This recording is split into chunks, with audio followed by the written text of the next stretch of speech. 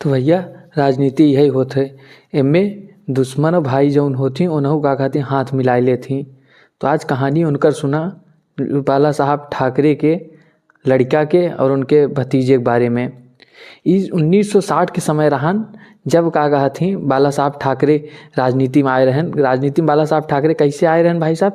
उत्तर प्रदेश बिहार वाले के सबके विरोध करके कि नौकरी जौन होए अब का कहा थी मराठी अस्मिता पे मराठी की नौकरी दे, मराठी मानू सबसे पहले यह सब कह के राजनीति में आयन। ओके बाद 1960 में के से उनका लड़का और का कहती इनका जो भतीज राज ठाकरे दोनों जने इनके साथ मतलब लगा रहन। फिर उसके बाद चुनाव हुआ। राज ठाकरे का कहा थी बोले बहुत तेज रहन, खूब बोले चाले, पार्टी में अपन खूब जगह बनाएन।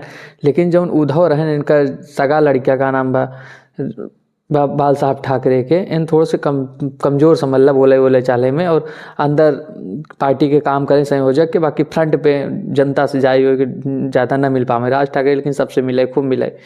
तो भवा कहा कि अब अपन बेटवा हो तो सन 2003-4 के बाद था इनका का कहा थी अपने बेटवा के बाला साहब ठाकरे अपने उद्धव बेटवा जो इनका है उनका पार्टी के प्रेसिडेंट बनाए देती प्रमुख। तो और इनका राज ठाकरे सब पार्टी वाले सब सोचे रहे जितना रहे इनका सपोर्टर सब सोचे राज ठाकरे बने क्या क्या बोले तेज नेता तेज नहीं ना, लेकिन इनका भतीज रहन। वहीं से फिर इनके परिवार में का कहती दरार आएगी। राज ठाकरे जाऊँगा पार्टी छोड़ के अपन खुद के पार्टी बना ले एमएनएस पार्टी बनाए के बाद फिर चुनाव हुआ। चुनाव में जैसे उनका पार्टी सीट जीते तो कुछ सीट ना हो जीत ले रहे एमएनएस जीत लें, लेकिन नई पार्टी बनाओ वो सीट जीता अपने आप में उतनी इसमें बड़ी बात भाई। तो एक प्रकार से महाराष्ट्र में न हो पार्टी अपन छाप छोड़े सो चुनाव में। और एक चीज़ और जान ली कि जो एमएनएस रही यह का कहती हुए मराठी वाला बात उठाया कि मराठी आदमी पहले नौकरी दे करा उतनी समय समझ लो। जो एक समय सुने रहा हो महाराष्ट्र में सब भैया कह के उत्तर प्रदेश बिहार के आदमी भैया कहते भैया मार के भगावा जात रहन।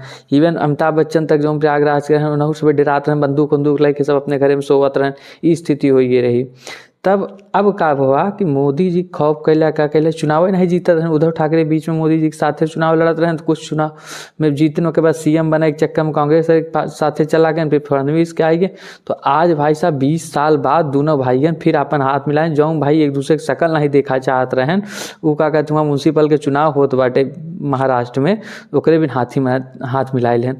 तिहा या भैया राजनीति में यहाँ जो उनका सपोर्टर रहा थी पार्टी के आपस में लड़े मरे तैयार रहा थी और अंदर से सब मिला रहा थी, बस सिर्फ पैसा देखा थी कौन पार्टी सत्ता में आवे, कैसे सत्ता में आई, कैसे पैसा खाई, बस हो गया।